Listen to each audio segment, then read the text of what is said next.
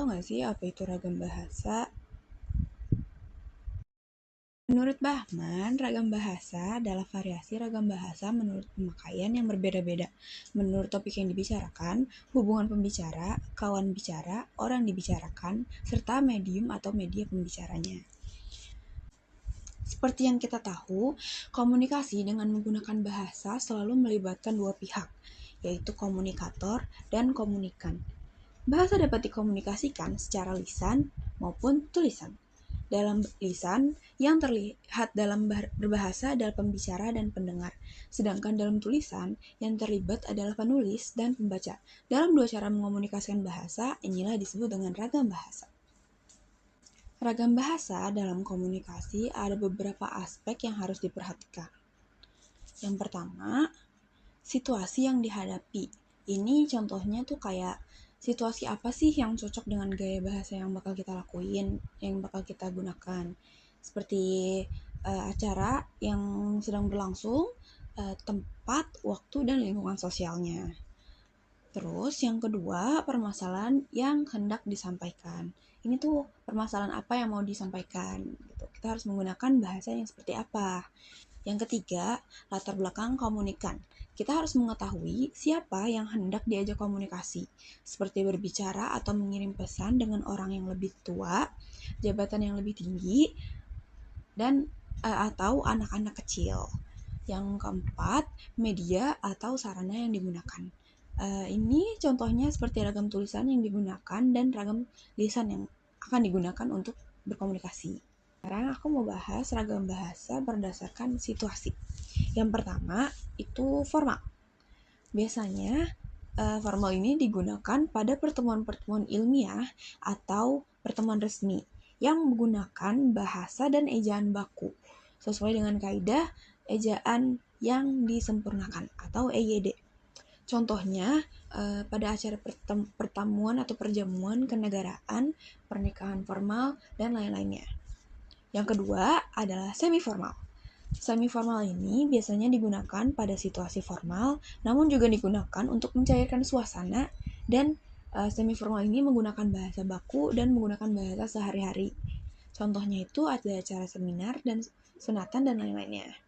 Yang ketiga atau yang terakhir adalah non formal.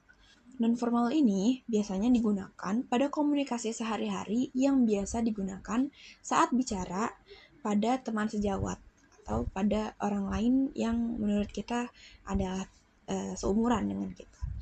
Non-formal ini biasanya tidak menggunakan bahasa yang baku atau bahasa yang sesuai dengan EYD. Yang penting hanya dapat dipahami oleh lawan bicara kita. Terus gimana ya cara membedakan situasi ragam bahasa ini? Gampang banget. Yang pertama, topik yang sedang dibahas. Kalian harus memperhatikan topik-topik apa atau pembicaraan apa yang sedang dibahas oleh komunikator. Yang kedua, hubungan antar komunikator dengan komunikan. Kayak hubungan kita antar seseorang yang bakal kita ajak berbicara itu seperti apa. Yang ketiga, itu area atau lingkungan pembicara. Kita harus memperhatikan juga area atau lingkungannya agar tidak terasa canggung. Yang keempat, situasi yang sedang berlangsung. Kita harus perhatiin juga ini kayak situasi apa sih yang sedang ada di saat ini gitu. Kayak situasi misalkan situasi ini sedang ada acara formal yang berdatangan pemerintah-pemerintah. Jadi kita harus berbicara formal seperti itu. Halo semuanya, di sini saya akan menjelaskan tentang ragam bahasa formal dan non-formal, serta ragam bahasa berdasarkan medianya. Ragam bahasa formal. Ragam bahasa formal adalah ragam bahasa yang biasa digunakan dalam lingkungan resmi, formal, dan kedinasan. Lingkungan kedinasan ini contohnya adalah lembaga pemerintahan, lembaga pendidikan, dan perusahaan-perusahaan. Dalam lisan formal, lebih menitik beratkan kepada pilihan kata, sikap penutur, serta situasi pembicaraan. Sedangkan dalam penulisan formal, lebih menitik beratkan pada pilihan kata, ejaan, serta format-format yang resmi. Lalu yang kedua ada ragam bahasa nonformal. Ragam bahasa nonformal sangat berbeda dengan ragam bahasa formal. Ragam bahasa nonformal ini digunakan dalam situasi yang tidak resmi, dalam situasi yang santai, sehingga menimbulkan keakraban antara para pemakai bahasa, komunikator dan komunikan. Hal yang paling penting dalam komunikasi nonformal adalah yang penting komunikatif, saling memahami, dan tidak terjadi kesalahan komunikasi. Ragam nonformal lisan dipakai untuk berbicara sehari-hari, di rumah, bergunjing, bercerita, mengobrol. Ragam bahasa nonformal tulis dipakai untuk menulis surat kepada teman, kepada kerabat, ataupun menulis catatan harian. Ada ragam bahasa lisan. Apa sih yang dimaksud dengan ragam bahasa lisan itu? Ragam bahasa lisan adalah bahan yang dihasilkan alat ucap kita atau mulut kita sebagai unsur dasar. Dalam ragam bahasa lisan ini, pembicara dapat memanfaatkan tinggi rendahnya suatu suara atau tekanan, lalu gerak tangan atau isyarat untuk mengungkapkan ide-ide yang ada. Di dalam bahasa lisan terdapat dua unsur. Yang pertama ada ragam bahasa lisan standar dan yang kedua ada ragam bahasa lisan non-standar. Contoh dari ragam bahasa lisan standar, yang pertama ada berpidato atau memberikan sambutan, lalu ada situasi perkuliahan, ada ceramah, dan masih banyak lagi. Sedangkan dalam ragam bahasa lisan non-standar, contohnya ada percakapan antar teman, lalu ada percakapan di pasar, dan kesempatan-kesempatan lain yang bentuknya non-formal. Dalam ragam bahasa lisan, ada beberapa ciri-ciri yang perlu kita ketahui. Yang pertama, memerlukan kehadiran orang lain. Kenapa sih memerlukan kehadiran orang lain? Sama halnya seperti contoh ragam bahasa lisan standar. Ketika kita berpidato atau ketika kita memberikan sambutan, pastinya kita membutuhkan audiens atau orang-orang yang mendengarkan kita ketika kita berpidato atau ketika kita memberikan sambutan. Jadi makanya kenapa di sini memerlukan kehadiran orang lain. Lalu yang kedua ada unsur gramatikal tidak diungkapkan secara lengkap. Dan yang ketiga, terikat oleh ruang dan waktu. Kenapa sih terikat oleh ruang dan waktu? Karena ketika kita berpidato atau ketika kita memberikan sambutan, audiens kita di ruang dan waktu yang sama dengan kita. Jadi makanya kenapa di sini terikat ruang dan waktu. Dan yang terakhir, ada dipengaruhi oleh intonasi suara. Kenapa sih dipengaruhi oleh intonasi suara? Karena di dalam ragam bahasa lisan ini, kita betul-betul harus memperhatikan intonasi suara kita. Tinggi rendahnya suara kita, tekanan-tekanan yang digunakan ketika kita menyampaikan pesan, aksen-aksen yang kita gunakan ketika kita menyampaikan pesan, dan bahasa-bahasa yang kita sampaikan atau yang kita gunakan dalam menyampaikan pesan kepada lawan bicara kita. Lalu, ragam bahasa lisan itu lebih ekspresif, di mana mimik, intonasi, dan gerakan tubuh dapat bercampur menjadi satu untuk mendukung komunikasi yang sedang dilakukan. Di sini tertulis, lidah itu setajam pisau atau silet. Oleh karena itu, dalam berkata-kata sebaiknya kita tidak sembarangan berbicara dan kita harus menghargai serta menghormati lawan bicara kita atau target komunikasi kita. Selanjutnya, ragam bahasa lisan dapat dibedakan menjadi dua bagian. Yang pertama yaitu ragam bahasa lisan baku, dan yang kedua ragam bahasa lisan non-baku. Ragam bahasa lisan baku digunakan dalam situasi-situasi formal atau resmi. Contohnya seperti bahasa pengantar di lembaga-lembaga pendidikan dan bahasa pengantar di lembaga-lembaga pemerintahan. Sedangkan dalam ragam bahasa lisan non-baku dipergunakan di dalam lingkungan yang tidak resmi atau yang kurang resmi. Contohnya seperti di pasar, di warung kopi, di pusat perbelanjaan, dan lain-lain. Lalu selanjutnya yang kedua ada ragam tulis. Apa sih yang dimaksud dengan ragam tulis itu? Ragam tulis adalah bahasa yang ditulis atau yang tercetak. Ragam tulis pun dapat berupa ragam tulis yang standar maupun yang non-standar. Sama halnya seperti ragam bahasa lisan tadi. Ragam tulis yang standar dapat kita temukan dalam buku-buku seperti buku pelajaran, teks, majalah, surat kabar, poster, dan iklan. Kita juga dapat menemukan ragam tulis non-standar dalam majalah remaja, iklan, dan juga poster loh. Jadi mereka masih saling terhubung antara standar dan non-standar. Yang membedakan antara ragam tulis standar dan ragam tulis non-standar adalah kalau ragam tulis standar itu dia sifatnya lebih resmi dan lebih formal dibandingkan dengan ragam tulis non-standar. Di dalam ragam bahasa tulis juga ada beberapa ciri-ciri yang perlu kita ketahui. Yang pertama, tidak memerlukan kehadiran orang lain.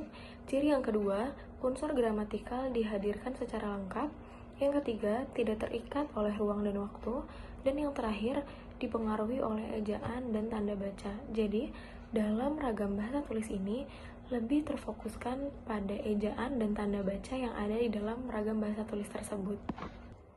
Menurut Rahadi, tahun 2009 menyampaikan bahwa yang dimaksud ragam tulis adalah ragam bahasa yang hanya tepat muncul dalam konteks tertulis.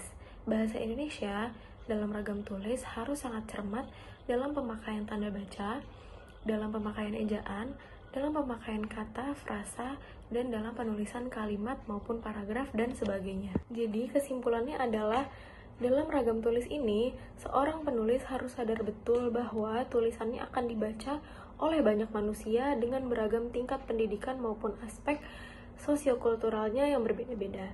Maka, dia harus memilih kosakata yang luas dan menyusun kalimat-kalimat sederhana yang tidak menimbulkan ambivalensi. Selanjutnya, saya akan membahas tentang ragam sosial dan ragam fungsional. Yang pertama, ragam sosial. Ragam sosial sendiri dapat didefinisikan sebagai ragam bahasa yang sebagian norma dan kaidahnya didasarkan atas kesepakatan bersama dalam lingkungan sosial yang lebih kecil dalam masyarakat.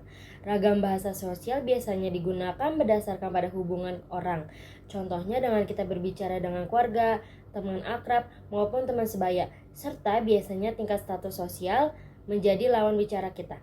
Sedangkan ragam fungsional biasanya sering disebut sebagai ragam profesional, merupakan ragam bahasa yang dikaitkan dengan profesi, lembaga lingkungan kerja, atau kegiatan tertentu. Misalnya pada ragam keagamaan, ragam kedokteran, ragam teknologi, dan lain. Saya akan membahas tentang ragam bahasa berdasarkan waktu. Ragam bahasa berdasarkan waktu merujuk pada variasi bahasa yang muncul seiring perkembangan zaman. Biasanya ragam berdasarkan waktu ini mencangkup pada perubahan penggunaan bahasa, kosakata, tata bahasa, dan cara komunikasi yang dipengaruhi oleh konteks histori dan sosial. Adapun beberapa aspek dari ragam bahasa berdasarkan waktu. Yang pertama, bahasa kuno dan bahasa modern. Bahasa kuno sendiri merujuk pada bentuk bahasa yang digunakan masa lalu, sedangkan bahasa modern merujuk pada bentuk bahasa yang digunakan saat ini mengalami banyak perubahan dari bahasa kuno. Yang kedua, perkembangan kosakata. Perkembangan ini biasanya muncul dengan perkembangan teknologi, budaya, dan masyarakat. Yang ketiga, perubahan tata bahasa.